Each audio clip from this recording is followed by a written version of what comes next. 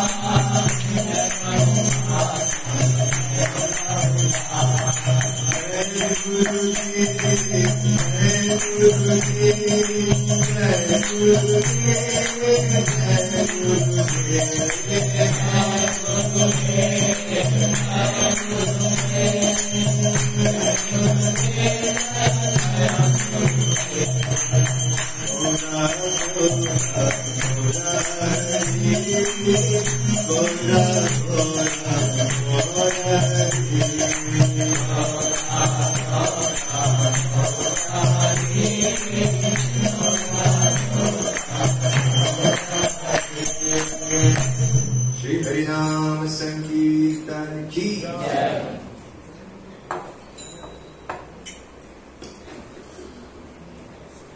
ओम नमो भगवते वासुदेवाय। ओम नमो भगवते वासुदेवाय। ओम नमो भगवते वासुदेवाय। ओम नमो भगवते वासुदेवाय। ओम नमो भगवते वासुदेवाय। ओम नमो भगवते वासुदेवाय। ओम ज्ञानतिमिरन्धस्य ज्ञानाञ्जनशलाकया चक्षुरुन्मिलितं येन तस्मै श्रीगुरवे नमः। श्रीचैतन्यमनोभीष्टं स्थापितं येन भूतले स्वयं रूपा कदा मह्यं ददाति स्वपदान्तिकं। वन्देऽहं श्रीगुरो श्रीयुतापदकमलम् श्रीगुरून् वैष्णवांश्च श्रीरूपं साग्रजातं सहगणनाथान्वितं तं सजीवं साद्वैतं सावधूतं परिजनसहितं कृष्णचैतन्यदेवं श्रीराधा कृष्णपादान् सहगणललिता श्रीविशाखान्वितांश्च नमो ॐ विष्णुपदाय कृष्णप्रेष्ठाय भूतले श्रीमते भक्तिवेदान्त स्वामिनिति नामिने। नमस्ते सरस्वती देवे गौरवाणी प्रचारिणे निर्विशेष शून्यवादी पाश्चात्य देशतारिणे। हे कृष्णा करुणा सिंधु दीनबन्धु जगत्पते गोपेश गोपिकान्त श्री राधाकान्त नमोस्तुते। तप्त कांचन गौरांगी राधे वृंदावनेश्वरी वृषभानुसुते देवी प्रणमामि हरिप्रिये। वाञ्छाकल्पतरुभ्यश्च कृपा सिन्धुभ्यैव च पतितानां पावनेभ्यो वैष्णवेभ्यो नमो नमः। जय श्री कृष्ण चैतन्य प्रभु नित्यानंद श्री अद्वैत गदाधर श्रीवासादि गौर भक्तवृंद। हरे कृष्णा कृष्णा कृष्णा हरे हरे हरे राम राम राम हरे हरे। हरे कृष्णा कृष्णा कृष्णा हरे हरे हरे राम राम राम हरे हरे। हरे कृष्णा कृष्णा कृष्णा हरे हरे हरे राम राम राम हरे हरे।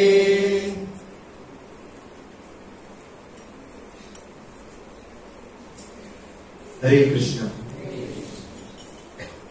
सर्वप्रथम मैं यहाँ पर उपस्थित सभी भक्तगणों का हार्दिक स्वागत करता हूँ कि वे अपना कीमती समय इस रविवार के सत्संग में निकाल कर आए हैं। तो आज बहुत दूर दूर से भी भक्त लोग यहाँ पे आए हैं। श्रीमान गोपाल स्मरण प्रभु और उनकी माताजी सेवा माताजी और उनके चिरंजीव भी आए हैं। तो मैं आप सभी का यहाँ पे स्वागत करता हूँ। बहुत जरूरी होता है कि जब एक भक्त दूसरे भक्त को देखता है तो खुश हो जाता है, तभी हम कह सकते हैं कि हम भक्ति में प्रगति कर रहे हैं। इतने सालों बाद जब किसी भक्त को हम देखते हैं और ईर्ष्यावश उसको देखते हैं तो कितने भी साल आप बिता दो उसका कोई फायदा नहीं होता। इतने सालों बाद हम प्रभु जी को मिलते हैं, जितनी बार भी मिले बहुत खुश हो जाते हैं, वो भी खुश हो जाते हैं और हम भी खुश हो जाते हैं। क्यों? इतने साल हमने साथ बिताए हैं पोंडा में और उसके बाद इतने सालों बाद मिलते हैं तो वो एक आनंद होता है, वो अलग ही आनंद होता है। क्यों? क्योंकि भगवान को हम बार बार पुकारते हैं, भक्त को बार बार नहीं मिलते हैं। तो भगवान के साथ हम होते हैं लेकिन भक्त के साथ उतने नहीं होते हैं। तो भक्त को जब हम इतने सालों बाद मिलते हैं तो इतना आनंद होता है तो हम कह भी नहीं सकते, उसके लिए कोई शब्द भी कम पड़ जाते हैं। तो आज एक भक्त और भगवान, इनका मिलन जो है कैसे होता है, देखते हैं कितना तक जाता है। राम और भरत, इनका मिलन कैसे होता है उसके बारे में आज हम चर्चा करने वाले हैं।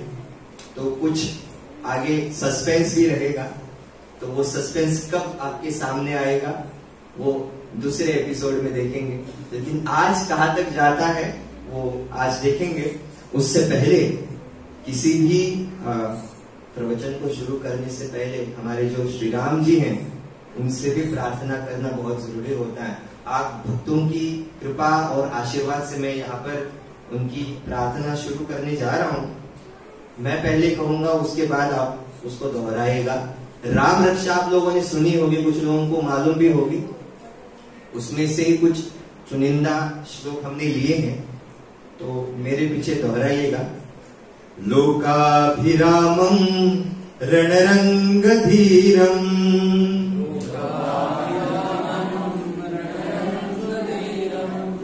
लोकाभिरामं रणरंगधीरं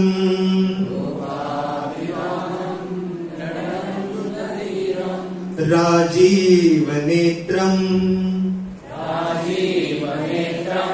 रघुवंशनाथं कारुण्यरूपं करुणाकरन्तं श्रीरामचन्द्रं शरणं प्रपद्ये। श्रीराम राम रघुनंदन राम राम,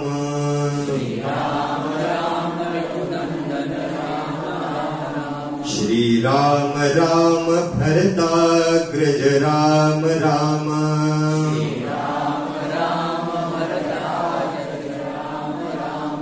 श्रीराम राम रणकर्कश राम राम,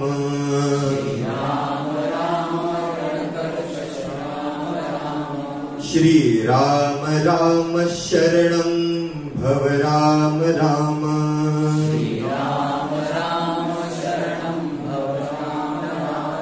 श्री रामचंद्र चरणो मनसा स्मरामि,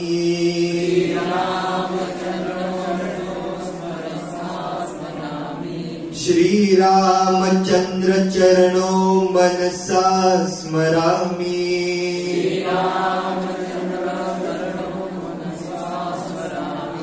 श्री रामचंद्र चरणो वचसा गृणामि,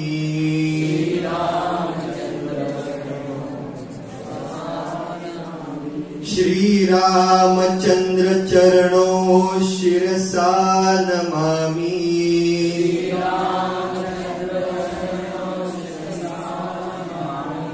श्री रामचंद्र चरणो शरणं प्रपद्ये।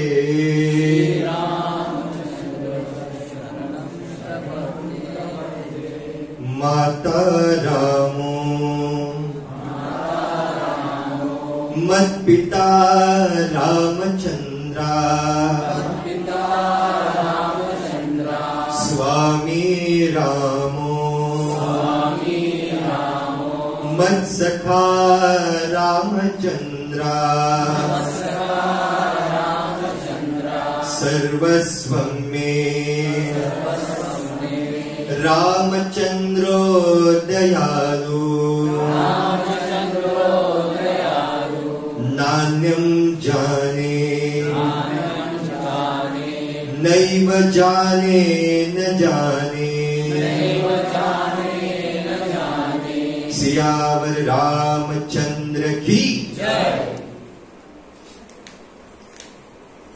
तो ऐसा बताया जाता है जब भी रामायण की कथा शुरू होती है तो सभी भक्त जो हैं वो अपने कान ऐसे खड़े करके सुनते हैं, क्योंकि ऐसा लगता है कि राम जो है वो एक प्रकार के ऐसे चरित्र है, महान चरित्र है, उनको देखने के बाद, उनके दर्शन पाने के बाद ऐसा लगता है कि यही हमारे स्वामी हो। यहाँ पे कहते हैं नान्यम जाने नैव जाने न जाने, मैं केवल श्री राम को ही जानता हूं और किसी को नहीं जानता हूं, वे ही मेरे स्वामी हैं। तो जब भी हम ऐसी चर्चा करते हैं तो रामायण में नवेदा भक्ति के अलग अलग पात्रों को हम देखते हैं कैसे वो नवेदा भक्ति करते हैं। तो जैसे कि श्रवणम जो होता है वो सुनना होता है, तो श्रवणम कौन से पात्र ने किया? हनुमान जी ने। बताया जाता है जब भी रामायण कथा शुरू हो जाती है तुरंत हनुमान जी जो है आकर बैठ जाते हैं और राम कथा सुनने लगते हैं। और जब भी कोई बीच में जाना चाहता है तो हनुमान जी गदा लेकर बैठ जाते हैं, बाहर नहीं छोड़ते। तो संभाल कर रहिए, अगर आप बाहर जाना भी चाहते हैं, हनुमान जी वहां पे बैठे हैं तो आपको गदा से प्रहार कर सकते हैं। अगर इमरजेंसी कॉल है, इमरजेंसी जाना चाहते तो जाइए, हनुमान जी से प्रार्थना करेंगे कि आपको छोड़ दे, है ना, जा बेटा अपनी जिंदगी जी ले। कुछ लोग ऐसे भी होते हैं। तो श्रवणम की जो पात्र जो है वो हनुमान जी है। उसके बाद आते हैं हम अर्चनम की। अर्चनम किसने किया, मतलब पूजा उनकी किसने की, अच्छी तरीके से पूजा उनकी किसने की? शबरी ने। शबरी माता जो थी उन्होंने श्री राम जी को क्या समर्पित किया? क्या किया? क्या किया? ये केवल वन साइडेड नहीं होगा, दोनों तरीके से होगा कि आपको भी बोलना है। क्या समर्पित किया? बेर। कैसे बेर? झूठे बेर, झूठे नहीं है। एक होता है झूठा, एक होता है झूठा, है ना। झूठा मतलब क्या? झूठा मतलब क्या? हम गणेश चतुर्थी को झूठे कुछ ऐसे फल वगैरह बांधते हैं, अगर असली फल नहीं मिलते तो हम लकड़ी के फल बांधते हैं। गणेश जी को कहते हैं कृपया इसको स्वीकार कीजिए। लेकिन शबरी माता ने क्या स्वीकार क्या किया भगवान जी को? झूठा। हम कोकणी में क्या कहते हैं उसको? उष्टा। अगर हमें भगवान को कुछ देना है तो क्या हम झूठा दे सकते हैं? भगवान 1000 बार सोचेंगे यार, हम भगवान को देना है, सोच भी नहीं सकते। सूंघने तक का हम नहीं सोचते, खाने तक का नहीं सोचते, चखने तक का नहीं सोचते, केवल भगवान के बारे में सोचते रहते हैं कि भगवान को मुझे अच्छा ताजा फ्रेश देना है। लेकिन यहाँ पर शबरी माता क्या करती है? अपने झूठे बेर भगवान को दे देते हैं और भगवान उसकी भक्ति को देखकर इतने प्रसन्न हो जाते हैं, स्वीकार करते हैं। तो हम फ्रेश देते हैं, वो झूठा देते हैं।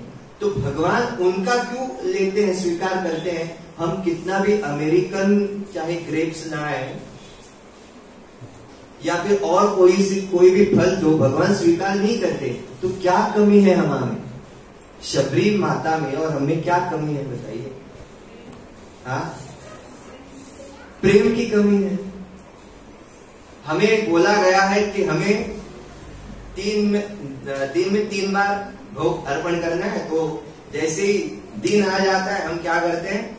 सुबह नहाते हैं भगवान को भोग चढ़ाने के लिए, जल्दीबाज में बहुत कुछ करते हैं, घर आ जाते हैं और घंटी बजाते हैं और पर्दा बंद करते, खाओ भी खाओ, है ना? क्या खाएं? जल्दबाज में लेके आए हो, 6:44 हुआ है हमारा मॉर्निंग टाइम, है ना? और हमारे कुक महाशय अभी नहीं है, लेकिन जिस प्रकार से वो बनाते हैं प्रसादम, ताज्जुब की बात है। और जब यहाँ पर आते हैं तो भगवान भी रुके रहते कब लेकर आएगा, और हम भी रुके रहते कब आप उनको दे दो। हम क्या क्या कहाँ पर रुके रहते हैं, कब 7:55 बजते हैं और 3 बजती है, महाप्रसादे गोविंदे, भगवान ने खा लिया, अब हम खाएंगे। जब भी हम भगवान को भोग अर्पण करते हैं, 56 भोग, यहाँ पर अगर गोवर्धन पर्वत की अगर हम यहाँ पे पूजा भी करते हैं, हमें एक आदत है पहले से भगवान को भोग चढ़ा ही नहीं है, भगवान के सामने सभी रखे हैं, है ना? अलग अलग नदियां हम कहते हैं, राधा कुंड, श्याम कुंड, अलग अलग पिज्जा होता है, अलग अलग पैटीज होती है, अलग अलग समोसा होता है। भगवान खाने से पहले हम बुक करते हैं, इसको मैं खाऊंगा। अरे भगवान को अर्पण ही नहीं किया, हम वहां पे बुक कर रहे हैं। और उसके बाद भोग अर्पण करने के बाद ठीक है, हम समझते हैं कि हम भक्त लोग हैं यार, ऐसा नहीं करना चाहिए, हम पाप नहीं करना चाहिए, भगवान को पहले खाना है, ठीक है भगवान ने खा लिया, अभी तुलसी पत्ता भी रख दिया, भगवान ने खा लिया, अभी चलो छुपा लेते हैं, है ना? किसी की नजरें वहां पर डालने से पहले हम क्या करेंगे, छुपा लेते हैं। और अलग अलग भक्त अपनी अपनी लीलाएं शुरू करते हैं। आपको सब जाने के बाद कहाँ पे मटका, कहाँ पे वो प्लेट मिलते हैं, है ना? तो वो चीज मिल बांट के खाते हैं, तो वो एक अलग ही मजा होता है ना? तो शबरी माता में और हमें क्या फर्क है, हमें प्रेम नहीं है, हम केवल बताया है, इसलिए जो नमाओं विष्णु पदाय 3 बार कहते हैं, बाद में गुरु महाराज का स्मरण करते हैं, बाद में नमाओं विष्णुपादाय वगैरह कहते हैं और भगवान को दे देते हैं, हरे कृष्ण महामंत्र का गान करते हैं, और उसके बाद भगवान भोग लगाते हैं, खाते हैं। लेकिन भगवान हम कितना भी कीमती चीज क्यों ना दे, अगर उसमें प्रेम नहीं है तो उसका कोई फायदा नहीं है। तो यहाँ पर शबरी ने भी जो है प्रेम के साथ भगवान को दिया, इसलिए भगवान ने उसको स्वीकार किया। उसके बाद हम कह सकते हैं कीर्तनम, रामायण में कीर्तन किसने किया? तो कीर्तन जो है वाल्मीकि मुनि ने किया और लव कुश ने किया। गाना बार बार गाते हैं, भगवान जी के बारे में स्मरण करते हैं, भगवान जी के बारे में बार बार उनकी लीलाओं का स्मरण करके वो गाते रहते हैं। लव कुश जो है प्रभु श्री राम जी के सामने बैठकर उनकी ही लीलाओं का गुणगान करने लग जाते हैं। उसके बाद हम देखते हैं वंदनम। रामायण में वंदनम ये जो पात्र है वो कौन आता है? विभीषण। पूरे नम्रता के साथ वहां पर वो आ जाते हैं और भगवान को समर्पित हो जाते हैं। दास्यम, दास्यम अलग अलग पात्र हैं रामायण में, लक्ष्मण जी है और भरत महाराज भी है।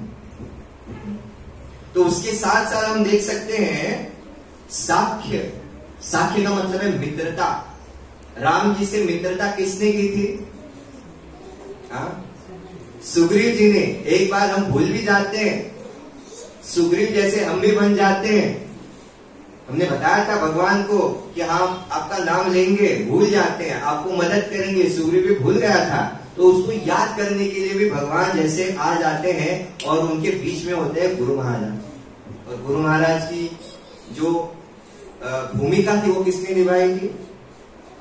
लक्ष्मण जी ने। जब हम कुछ बातें भूल जाते हैं तो हमारे गुरु महाराज हमारे जीवन में आ जाते हैं, याद दिलाने के लिए कि हमें भगवान की भक्ति करनी है।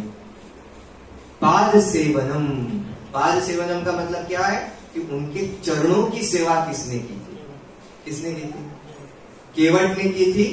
और 14 बरस तक किसने की थी? किसने की थी?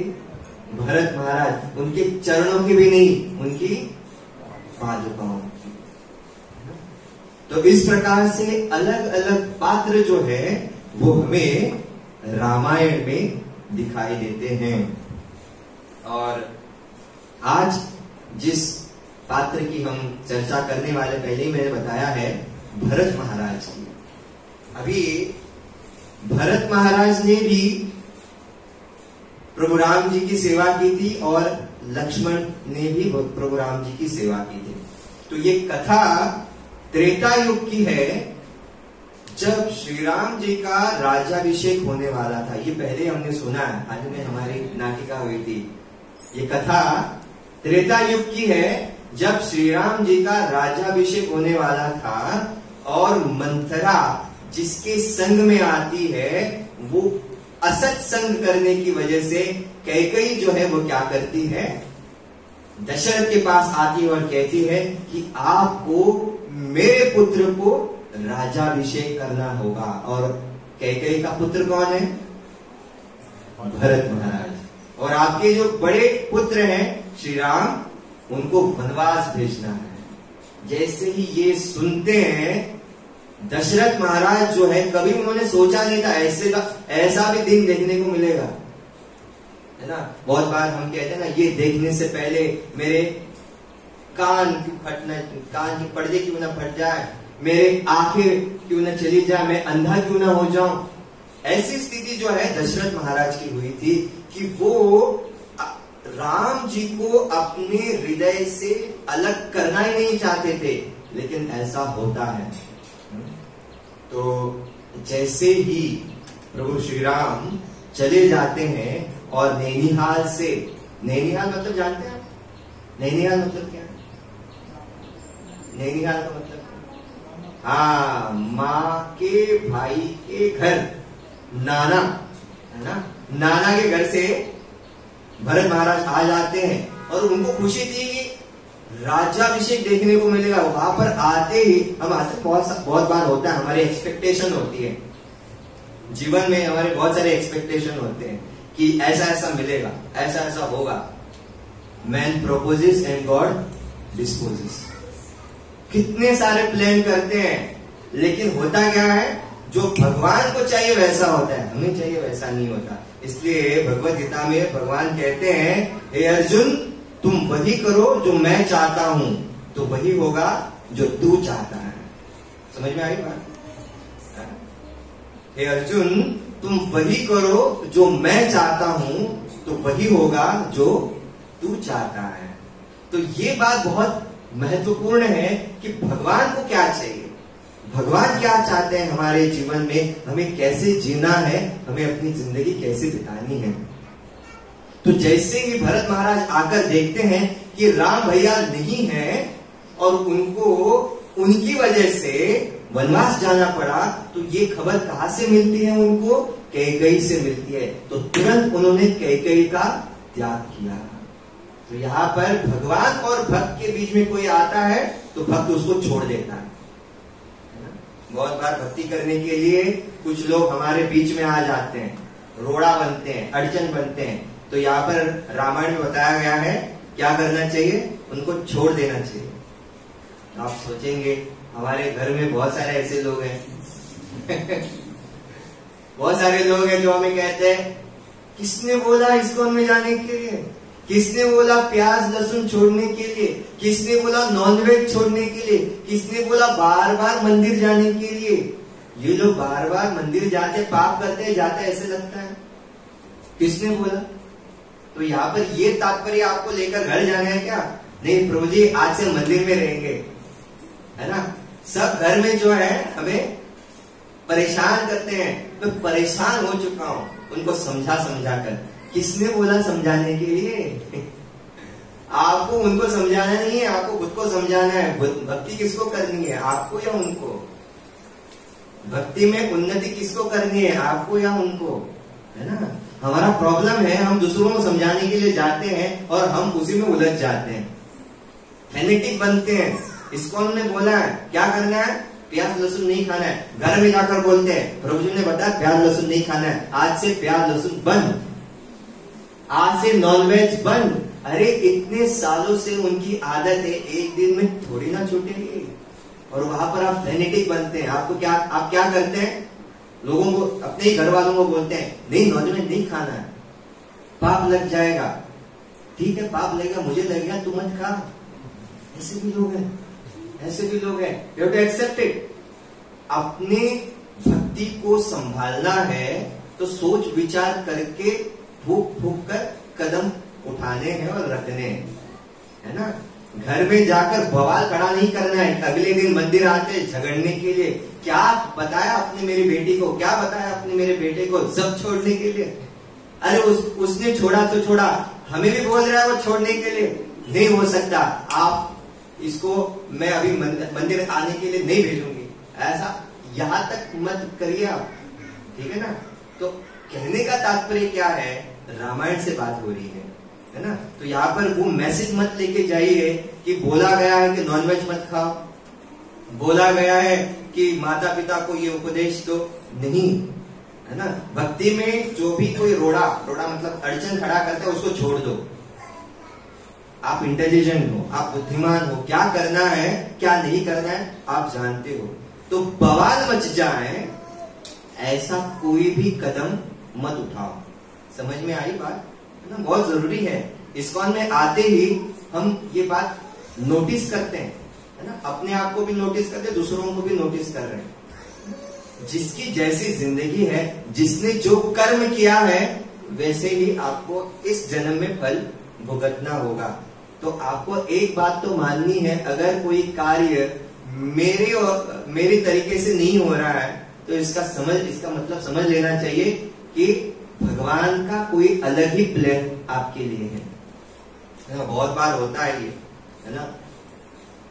आप काम पर जाने के लिए कुछ लेट हो जाता है, बीच में ट्रैफिक हो जाता है ना, लेट हो जाती है, तो आप सोचते हैं कि मुझे जल्दी पहुंचना है, लेकिन आप नहीं पहुंच सकते हैं। आगे सैकड़ों ऐसी गाड़ियां हैं, आप उसके ऊपर, तो यहाँ पे टार्जन कार ऐसा नहीं है ऐसे कूद करके, या फिर सुपरमैन या फिर शक्तिमान ऐसा उड़ के नहीं जाती है। टार्जन द वंडर कार ऐसी नहीं है हमारी। रियलिटी इज रियलिटी, है ना, ऐसा नहीं है। तो यहाँ पर हम सोच सकते हैं कि वहां जहां पर अनहोनी होने वाली थी मेरे साथ, भगवान ने उसको बचाया। लेट हो गए, अगर जल्दी पहुंच जाते तो जल्दी चले जाते। मेरी बात समझ में आ रही है? अगर जल्दी पहुंच जाते, जल्दबाजी में हम अपने आप को छोड़कर इस दुनिया से चले जाते। तो समझ लेना चाहिए कि भगवान जो करते हैं वो अच्छे के लिए करते हैं, मेरे भलाई के लिए करते हैं। ओके, तो जैसे ही भरत जी को ये बात मालूम पड़ी कि मेरे वजह से श्री राम जो है वनवास चले गए हैं, वो कैकेयी माता को छोड़कर निकल पड़ते हैं। कहां निकल पड़ते हैं? अरे कहां निकल पड़ते हैं? श्री राम जी को मिलने के लिए, है ना। टॉपिक ही हमारा वही है, भरत राम मिलन। तो श्री राम जी को मिलने के लिए वो निकल पड़ते हैं। वो सोचने लगे, पूछने लगे कि मेरे भैया कैसे गए? एक वनवासी की तरह गए। उन्होंने तुरंत जो है अपने जो भी राज्य के जितने भी परिधान किए हुए वस्त्र थे उसका त्याग किया, और खुद वो कैसे गए? वनवासी की तरह चले गए। उन्होंने सोचा कि मेरे भैया जो है चप्पल पहन के नहीं गए, नंगे पैर गए, तो वो भी जो है नंगे पैर चलना शुरू किया। रथ पर सवार थे, उस पर से बैठे थे, नीचे उतरे और चलने लगे, और उनके साथ उनकी प्रजा भी चलने लगी। उन्होंने देखा भरत महाराज नंगे पैर चल रहे हैं, हम भी जो है ऐसे कैसे चल सकते चप्पल पहन के। उन्होंने भी चप्पल बाजू में रखा। उन्होंने देखा कि ये जो रथ पर सवार थे नीचे उतरे, हम कैसे बैलगाड़ी पर बैठ सकते हैं। इनमें से कुछ ऐसे वृद्ध व्यक्ति जो थे वो भी सोचने लगे, उनका शरीर साथ नहीं देता था। 60+ सीनियर सिटीजन, है ना, चलने के लिए नहीं होता, घुटनों में दर्द होता है, बार बार हम दर्द में ही होते हैं, कैसे चलेंगे। तो कौशल्या माता ने ये देखा और भरत महाराज को बुलाया और कहने लगे कि ये जो तुम कर रहे हो वो अच्छा नहीं है। तो मैंने क्या किया? बहुत बार हम अच्छा करने के लिए जाते हैं और कोई तो आकर कहता है तुम जो कर रहे हो अच्छा नहीं कर रहे हो। हम सोचते हैं कि मैंने ऐसा क्या बुरा किया, है ना? मैं तो केवल नियमों का पालन कर रहा हूं। जहां पर मेरे प्रभु राम जो है वो नंगे कदम जा रहे, तो मैं भी नंगे कदम जाना चाहता हूं। तो इसमें क्या बुरी बात है? यहां पर भरत महाराज के से हम क्या सीख सकते हैं? तो जैसे ही कौशल्या माता कहते हैं कि आपको इन वृद्ध माताओं का भी सोचना चाहिए, वो तुम्हारी वजह से ऐसे नंगे पैर जा रहे हैं जिनसे नहीं हो पा रहा है। तो आपको क्या करना चाहिए? रथ पर सवार होना है, आपको चप्पल पहननी है, आपको जाना है। तो आप जब तक रथ पर सवार नहीं होंगे तब तक ये भी ऐसे चलेंगे। तो आदेश है मेरा, आपको बैठना होगा।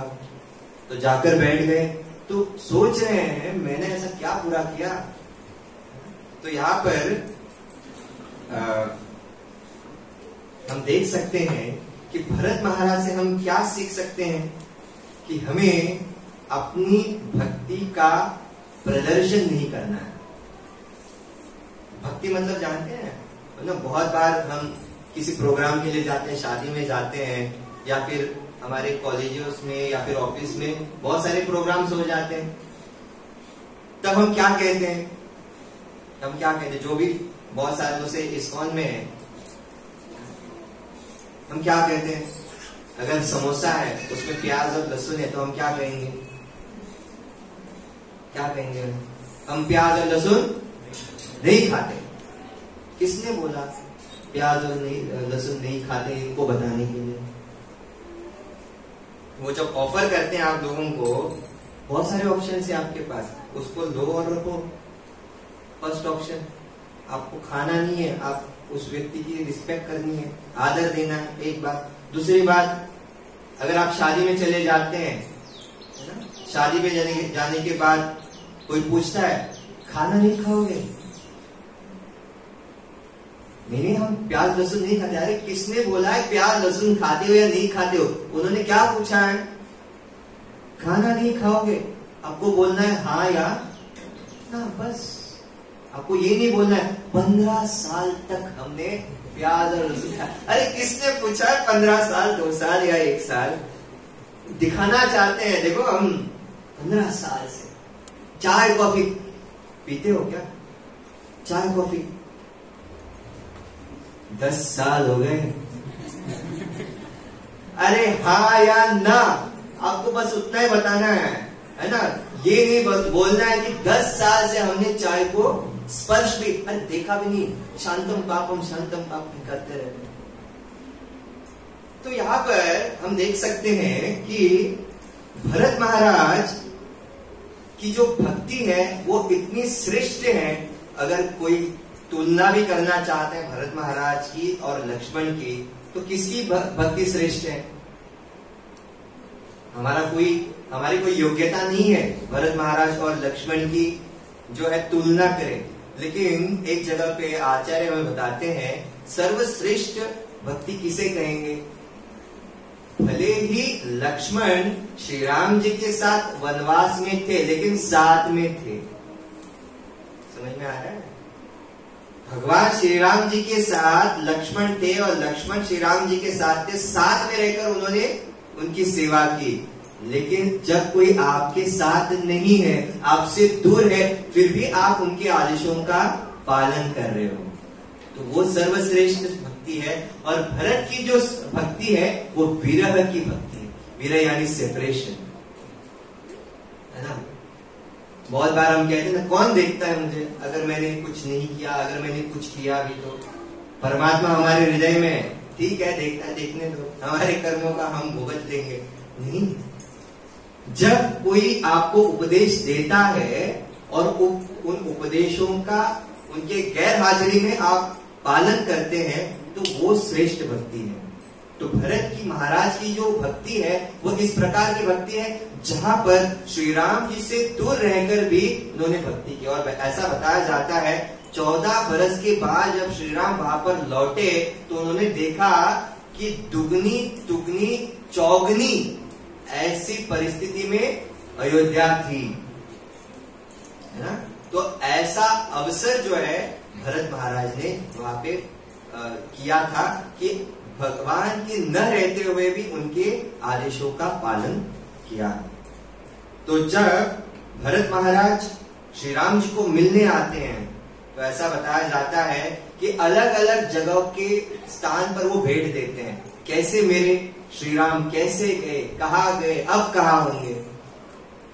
तो बहुत बार हम कह सकते हैं कि जब चैतन्य महाप्रभु के पास बहुत सारे भक्त आकर रुक जाते थे और उनको छोड़कर जाना ही नहीं चाहते थे, वो कहते थे हम आप ही के पास रहेंगे, तो चैतन्य महाप्रभु ने कहा कि आपको कृष्ण भक्ति का प्रचार प्रसार करना है, आप मेरे साथ रहकर कृष्ण भक्ति का प्रचार प्रसार नहीं कर सकते। आपको करना है तो नगर आदि ग्राम घर घर में जाकर आपको कृष्ण भक्ति का प्रचार प्रसार करना है। तो प्रभुपाद जी का भी वही था। उनके शिष्य जब उनके पास रहते थे आपको एक ऐसा लगता था कि कंफर्ट जोन में हम आ गए, है ना। जब गुरु महाराज हमारे साथ में कंफर्ट जोन रखता है, जो भगवान के साथ में कंफर्ट जोन में रखता है, जब आप हट के दूसरी जगह पे जाते हैं तो क्या लगता है आपको, आपके उन्होंने बताए गए रास्तों पर, उन्होंने बताए गए उन उपदेशों पर आपको चलना होता है। और वहां पर जो आपकी जिंदगी होती है वो टफ टाइम होता है, वहां पर चुनौती होती है, उन चुनौती को स्वीकार करके रहना है। तो प्रभुपाद जी ने बोला अगर आप मेरे साथ रहोगे तो कृष्ण भक्ति का प्रचार प्रसार कैसे होगा। आपको जगह जगह पे जाना है, गांव गांव में जाना है, देश प्रदेश में जाना है और कृष्ण भक्ति का प्रचार प्रसार करना है। अगर आज प्रभुपाद जी के साथ उनके शिष्य रह जाते, वहीं पर रह जाते, तो जैसे हम कहते हैं पूरे विश्व जगत में 108 से मंदिर जो प्रभुपाद की कृपा और उनके भक्तों की कृपा से हुई है वो आज हमें देखने को नहीं मिलती अगर प्रभुपाद और उनके भक्त उनके साथ में ही रहते हैं। वैसे ही यहाँ पर हम देखते हैं कि राम से अलग होकर भरत महाराज जो है उनको मिलने के लिए आते हैं और फिर से वो जब चले जाते हैं अपने अयोध्या में, वहां पर रहकर वो कैसे प्रगति करते हैं वो हम देख सकते हैं। वैसे गोपियों का भी जीवन वैसा था। गोपियां भी जो थी वो कह सकती थी कि हम आत्महत्या कर सकते हैं। वो चले गए मथुरा। कौन चले गए मथुरा? मथुरा कौन गए? कृष्ण हमें छोड़कर मथुरा चले गए। बोला था आएंगे लेकिन आए नहीं। कह सकते थे हम आत्महत्या करेंगे लेकिन नहीं, उनकी याद में वो रोते रहे, उनकी याद में कि वो आएंगे। तो इस प्रकार से उनकी भक्ति जो है इतनी प्रगल्भ थी, इतनी प्रगाढ़ थी कि हम सोच सकते हैं कि हम कहाँ हैं, हम कहाँ हैं। हम कहीं भी नहीं हैं। केवल हम प्रयास कर सकते हैं भक्तों के संग में रहकर। तो आगे हम देख सकते हैं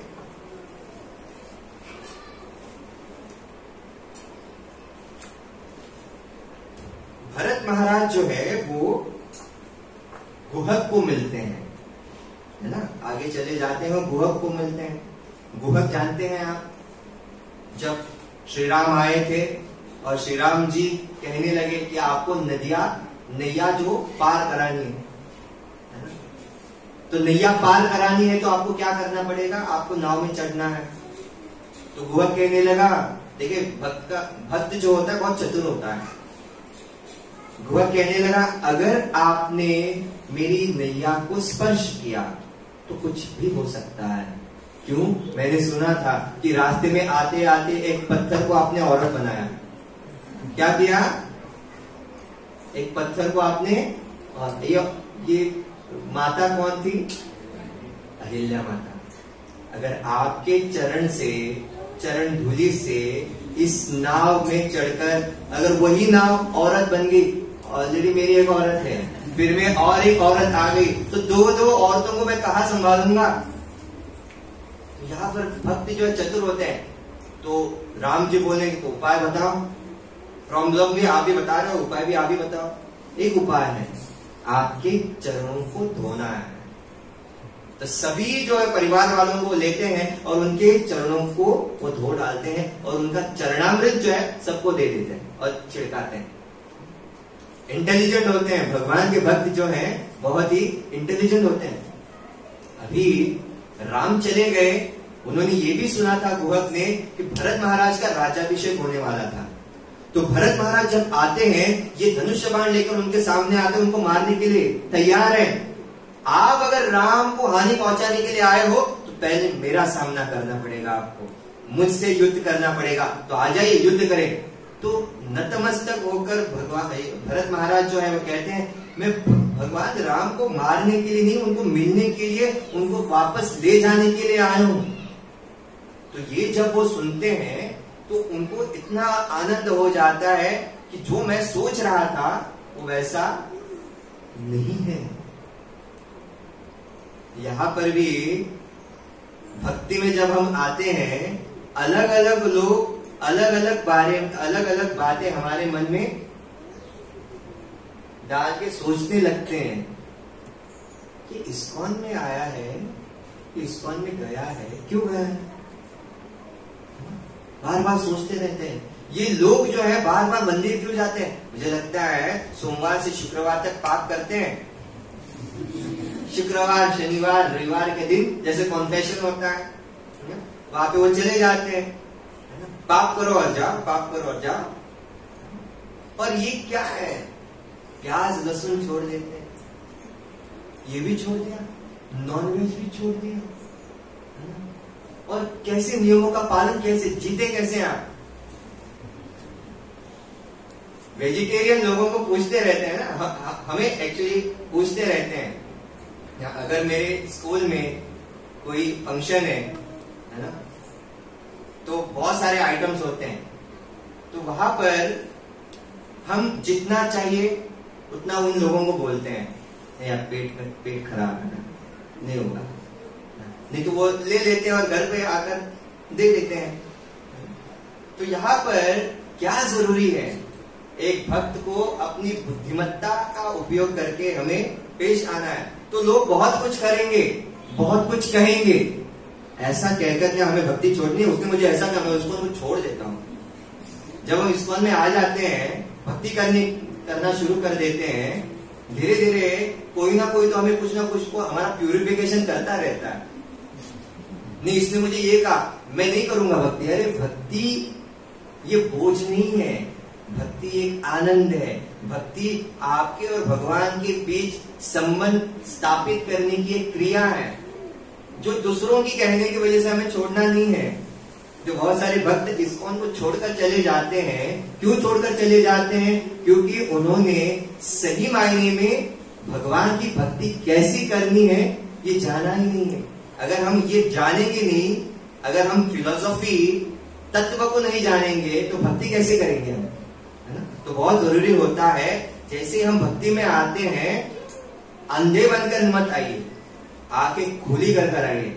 भगवान को हम भोग लगाते हैं, क्यों लगाते हैं? पूछना है। अगरबत्ती चढ़ाते हैं, अगरबत्ती दिखाते हैं, फूल चढ़ाते हैं, आपको पूछना है हम क्यों करते हैं। आप बंद करके नहीं करना है, और कोई बोल रहा है उसको नहीं सुनना है ना? ऐकावे जनाजे करावे, हम बोलते लेकिन करते अलग है। लोग क्या, कुछ तो लोग कहेंगे, लोगों का काम है कहना। कुछ तो लोग कहेंगे, उनका काम ही कहना है ना? तू भक्ति कर रहा है, अरे ये साल है, ये उम्र है तुम्हारी भक्ति करने की। अरे अभी तो तू 16-17 साल का है, अभी क्या करना चाहिए?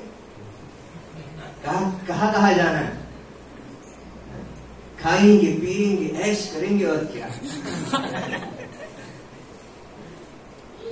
जब तक कैश है तब तक आपका ऐश है, जब तक आपका कैश है तब तक आपका ऐश है। लेकिन जैसे ही कैश खत्म, ऐश खत्म। और अलग ही ऐश भी होता है, जानते हैं ना? सब खत्म, बाद में आपका बच जाता है वो ऐश। ऐश मतलब जानते हैं आप? खत्म। वो ऐश, ये ऐश, ये हिंदी का ऐश और ये तो अलग अलग तरीके से अगर आप शब्दों को देखते हैं तो अलग अलग तरीके से आपको वो दिखेंगे। तो वो कथा आप लोगों ने सुनी होगी, किस प्रकार से लोग क्या क्या सोचते हैं। गधे की कहानी, एक पिता और पुत्र गधे को लेकर जा रहे थे। पिता गधे के ऊपर बैठा था। दो लोग आए, कहने लगे कैसा पिता है? अपने इस नौजवान लड़के को चला रहा है और खुद गधे पर बैठा है। शर्म नाम की कोई चीज होनी चाहिए। तो पिता सोचने लगे ये कैसी बात है। उतरे और बेटे को बिठाया।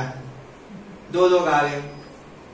पागल है, जवान है, फिर भी गधे पर बैठा है और बूढ़े पिता को चला रहा है। इतने मूर्ख बच्चे को मैंने कभी नहीं देखा। बच्चा भी उतर गया। ठीक है, उसके बाद दोनों चढ़ गए।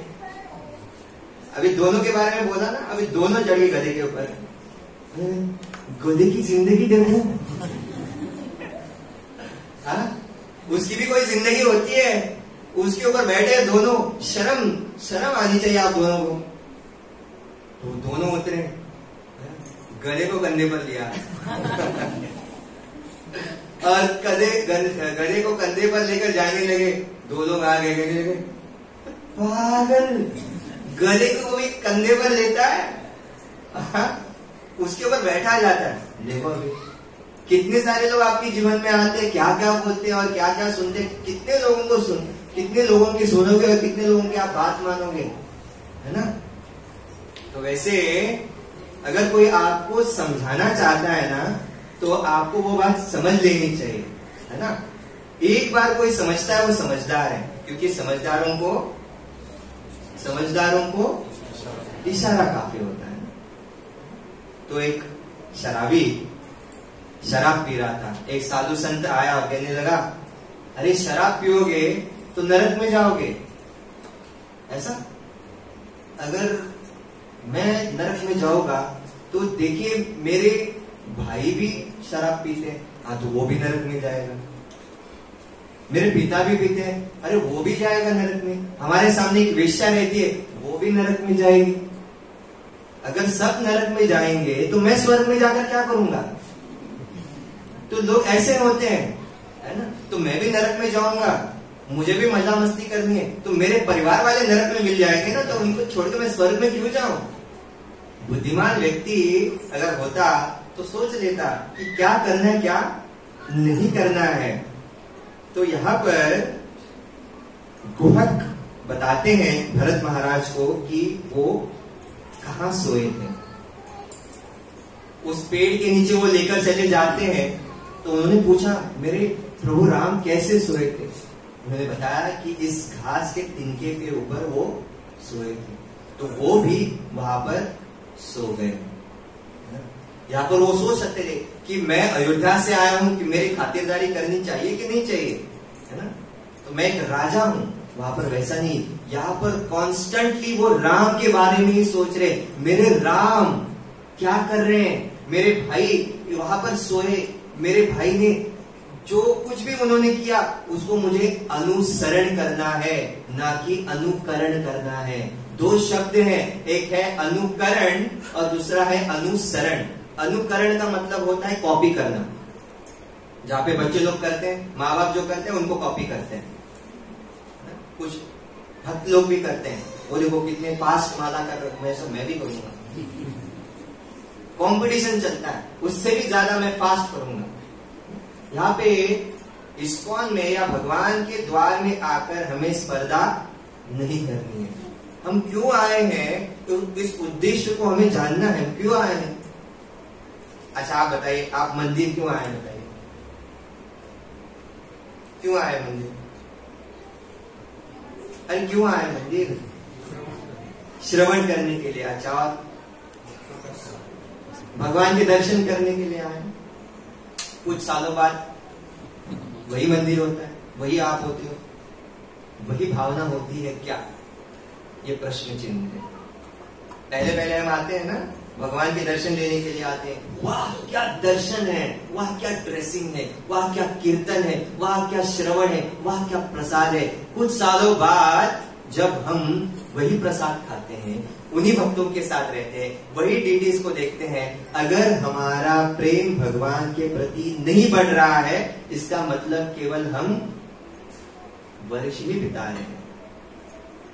अगर हम महत्व को नहीं जान रहे हैं उनके संग में आकर, तो हम प्रगति नहीं कर रहे हैं। अगर हमें प्रगति करनी है तो हमें आंखें खोली रखनी चाहिए, कान खुले रखकर हम क्या कर रहे हैं, हमें क्या करना है, वो जानना बहुत जरूरी होता है। तो जैसे ही ये लास्ट मैं आपको बताऊंगा, उसके बाद का जो है जब भी समय मिलता है तब हम लेंगे। तो भरद्वाज मुनि के पास उनके आश्रम की कथा को हम लेकर समाप्त करेंगे और उसके बाद कंटिन्यूएशन आगे के इसमें करेंगे। तो भरत महाराज जो है भरद्वाज मुनि के आश्रम में जाते हैं, और जैसे ही भरत महाराज को देखते हैं ये भरद्वाज मुनि, तो वो कहते हैं भरत महाराज को, आज मेरे सवाल का जवाब मिला। कैसा सवाल? कौन सा जवाब? क्या कह रहे हैं आप? अच्छा, मैं जो कह रहा हूं आपको समझ में आ रहा है? सब लोग हैं मेरे साथ? हाँ, हरि बोल। अच्छा, तो बहुत आप पूछना पड़ता है, क्योंकि बहुत सारे बच्चे लॉग इन होते हैं है ना, लॉग इन होते हैं, तो आगे वाले क्या कर रहे हैं एटलीस्ट यस सर, हाँ सर, हाँ सर, हाँ सर, ऐसे तो जवाब आने चाहिए। एटलीस्ट ऑफलाइन है, देख सकते हैं, है ना। यहाँ पे कोई कनेक्टिविटी इशू नहीं है। बहुत बच्चे बोलते हैं सर कनेक्टिविटी इशू। एक बार मैं क्लास में पढ़ा रहा था, जैसे ही लॉकडाउन खत्म हुआ और क्लास शुरू हुई, एक लड़की जो है मेरी स्टूडेंट वहां पे बैठी थी और अपनी दुनिया में उसको लगा ऑनलाइन क्लास चालू है मैंने उसको पूछा क्या कर रही है, क्या प्रॉब्लम है? सर कनेक्टिविटी इशू बोलते हैं ये ऑनलाइन मोड थोड़ी ना है, ऑफलाइन मोड। हम आमने सामने है, मैं आपको यहाँ पे पढ़ा रहा हूँ। एक बार ऐसा भी बताया उनको, मतलब 12वीं के बच्चों ने मेरा मुंह तक नहीं देखा, और लॉकडाउन के बाद हम जब उनको मिले तो उनको बताया जिसकी आप आवाज सुन रहे थे, जिन लोगों को मैं पढ़ा रहा था वो मैं हूं, जान पहचान करा ले। ऐसा होता है ना। जैसे हम यहाँ पर आते हैं एक उद्देश्य को लेकर, धीरे धीरे करके हम उद्देश्य को बोलना शुरू कर देते हैं। तो भरत महाराज यहाँ पर आ जाते हैं और कहते हैं कि मुझे मेरे सवाल का जवाब मिला। वो बोलने लगे क्या सवाल है आपका और क्या जवाब मिला? तो कहने लगे जब मैंने श्री राम जी के दर्शन लिए तो ऐसा लगा कि मुझे मेरे प्रभु राम जी मिल गए, मेरे भगवान के दर्शन हो गए। अभी भगवान के जाने के बाद क्या है ना, हम भगवान की भक्ति करते हैं, भगवान मिल भी गए तो क्या? ये सवाल आना चाहिए। अगर भगवान मिल भी जाते हैं तो क्या? तो कंटिन्यूएशन चाहिए ना। भगवान मिल जाते हैं तो उसके बाद वो प्रोसेस को फॉलो करना, कंटिन्यूएशन करना भी जरूरी होता है। तो यहाँ पर वो कहते हैं जैसे ही भगवान चले जाते हैं यहाँ से, उनके भक्त आते हैं याद दिलाने के लिए कि भगवान की भक्ति करनी है। तो ये दर्शन मात्र से मैं अपने आप को सौभाग्यशाली मानता हूं कि आप यहाँ पर आए, जो रेयर है, क्वचित आपके दर्शन होते हैं। तो भगवान के भक्त आते हैं भगवान को, भगवान के बारे में याद दिलाने के लिए। और जैसे भगवान के दर्शन हो जाते हैं उसके बाद क्या? भगवान के भक्तों के संग में जाना है, ताकि बार बार हम भगवान को याद कर सके। तो कहने का तात्पर्य क्या है? अगर भगवान के साथ हम रह भी गए तो ये जरूरी होता है कि भगवान जो है वो हमें भूल जाकर और कहीं पर जा सकते हैं, क्योंकि भगवान ऐसे नहीं है कि हमारे पास बैठे रहेंगे। उनके और भी भक्त हैं, उनको और भी काम है। तो भगवान के साथ रहकर हम क्या कर सकते हैं? We take Krishna, we take Ram as granted. जब साथ रहते तो क्या होगा? साथ रहते तो क्या होगा? हम क्या लेंगे? वी टेक एज ग्रांटेड, अरे हमारा ही है ना। साथ रहेंगे तो क्या होगा? उतना इंपॉर्टेंस नहीं होता है। लेकिन अगर हम भगवान के भक्तों के संग में आते हैं तो भगवान के भक्त हमें बार बार ये सूचनाएं देते हैं, बार बार हमें समझाते हैं कि हमें भगवान की भक्ति कैसे करनी है, हमें भगवान को भोग कैसे लगाना है, हमें भगवान को कैसे सुनाना है, हमें इस्कॉन में, हमें भगवान के मंदिर में आकर भक्त लोगों के साथ कैसे पेश आना है। तो बहुत जरूरी बात यहाँ पर भरद्वाज मुनि हमें बताते हैं कि पहली बार, ये लास्ट बात बता के मैं यहाँ पर समाप्त करूंगा।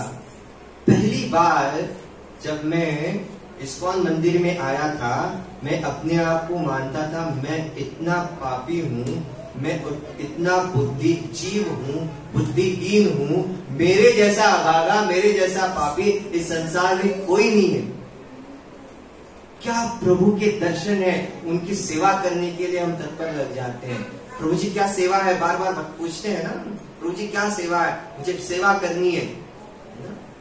और जैसे आपको सेवा मिलती है, पूरे पूरे उत्साह के साथ आप वो सेवा में लग जाते हैं। कुछ सालों बाद, है ना, एक फिल्म आती थी, जैसे हम कहते हैं जब बच्चा छोटा होता है, कुछ ऐसी भी फिल्म है जहां पर बच्चे दौड़ते दौड़ते बड़े हो जाते हैं। पूरा एपिसोड नहीं दिखाना, बच्चे दौड़ते दौड़ते बड़े हो जाते हैं, बाद में वो अलग ही हीरो आपके सामने आ जाता है। तो जैसे ही हम मंदिर में आना शुरू कर देते हैं, धीरे धीरे करके कुछ साल बाद हमें लगता है यार ये ऐसा भक्ति क्यों कर रहा है, ये ऐसा जपा क्यों कर रहा है, इसने मुझे ऐसा क्यों कहा, ये ऐसा क्यों बोल रहा है मेरे साथ, ये जानता नहीं मैं वरिष्ठ भक्त हूं, इतने साल बिताए हैं मैंने। हम अपने उद्देश्य को भूलते चले जा रहे हैं। हमारा उद्देश्य क्या है? हमारा उद्देश्य इस्कॉन में आकर अपनी इमेज, प्लीज लिसन केयरफुली, ये बहुत जरूरी बात है। हम इस्कॉन में आकर अपनी इमेज क्रिएट करने के लिए नहीं आए। इमेज मतलब जानते, तो जानता मैं कौन हूं?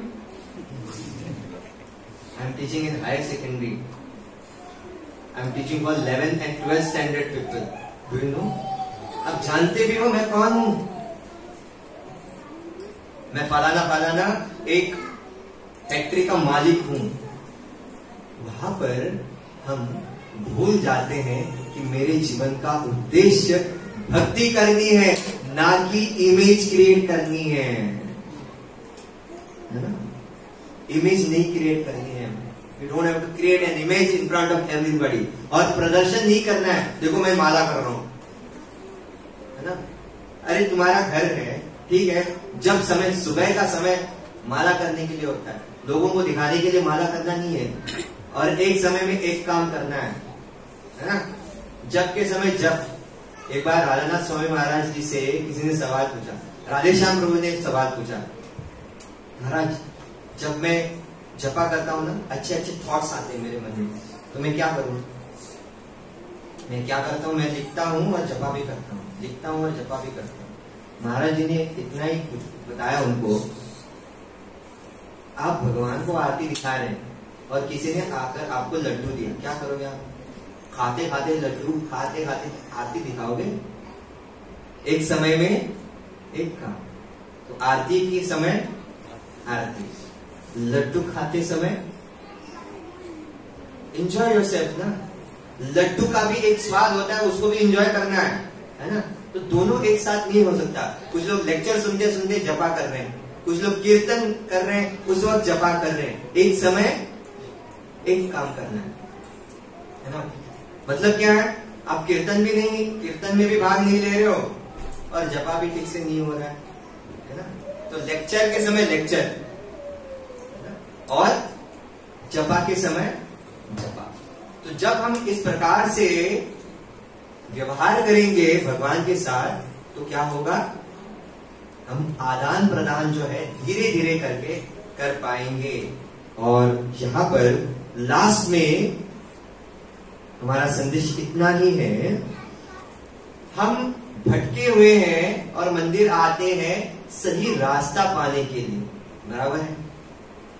हमें सही रास्ता मिलता भी है, भक्तगण हमें बताते हैं कि हमें भक्तों के संग में रहकर भगवान की और भक्तों की सेवा करनी है। कान खोल के सुनिए मैं क्या कह रहा हूं। हमें भगवान की और भगवान के भक्तों की सेवा करनी है, और वो कैसे? विनम्र भाव से, है ना। तो जैसे जैसे हम साल बिताते जाते हैं, हम सवाल पूछते रहते हैं, ये मेरी सेवा नहीं है, ये मैं नहीं करूंगा, ये उसकी सेवा है, ये उसको करनी चाहिए। ब्लेम गेम खेलते रहते हैं, वो हमें नहीं करना है ना। मंदिर में आने का एक ही उद्देश्य होना चाहिए कि मुझे भगवान और भगवान के भक्तों की सेवा करनी है, और वो भी निस्वार्थ, कोई अपेक्षा नहीं।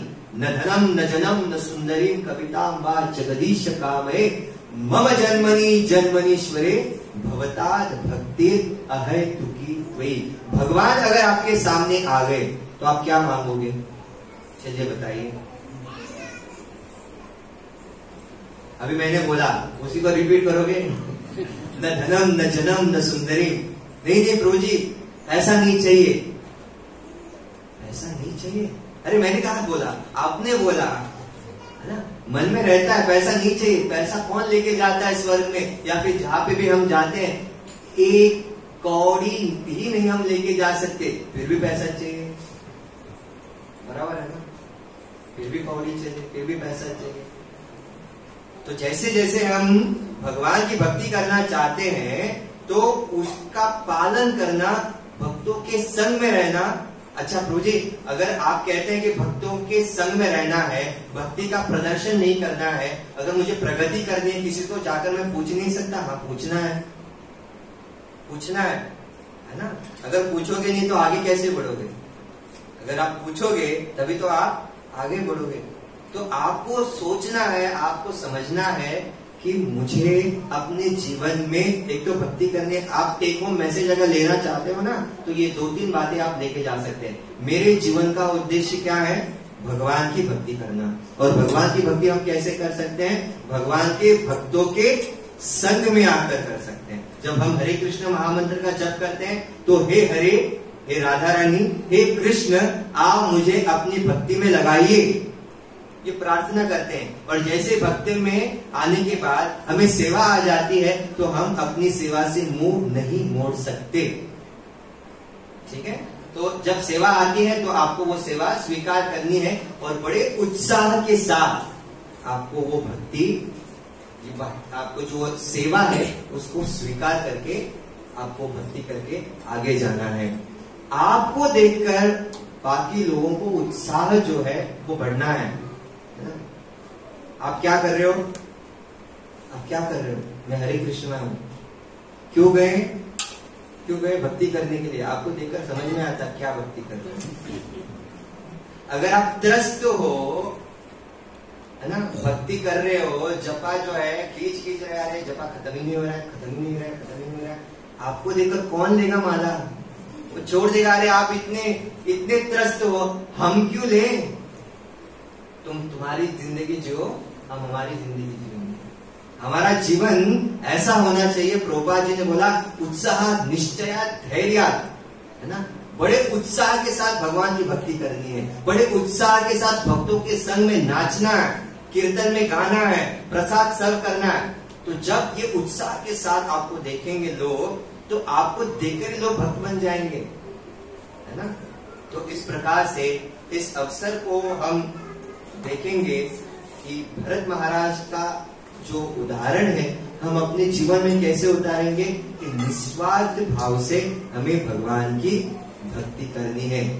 कोई भी उद्देश्य हमारे जीवन में होना नहीं चाहिए। तो यहाँ पर मैं विराम लेता हूँ और आप सभी का धन्यवाद ज्ञापन करता हूँ। हरे कृष्णा। श्रील प्रभुपाद की, अनंत कोटि वैष्णव वृंद की, निताय गौर प्रेमानंदे।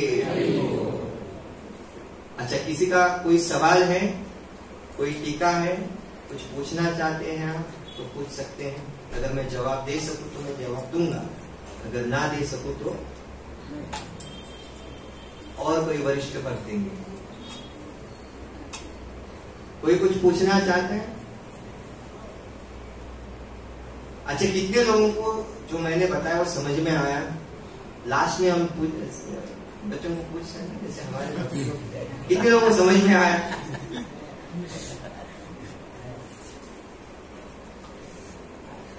बाद में अगर कोई हाथ ऊपर करता है ना तो बच्चे सोचते हैं यार ये मुझे पूछेगा।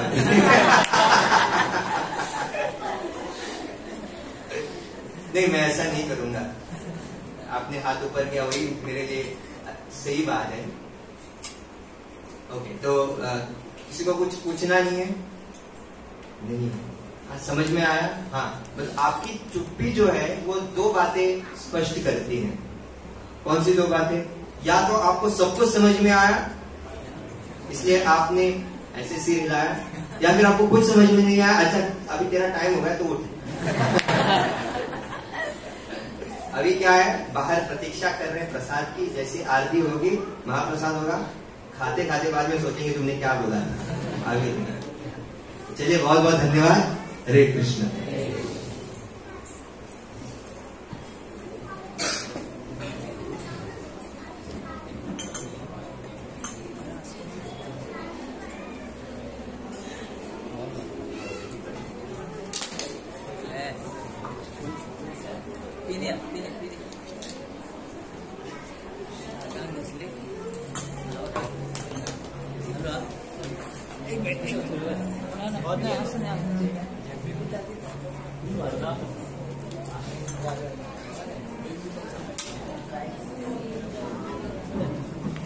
ठीक है।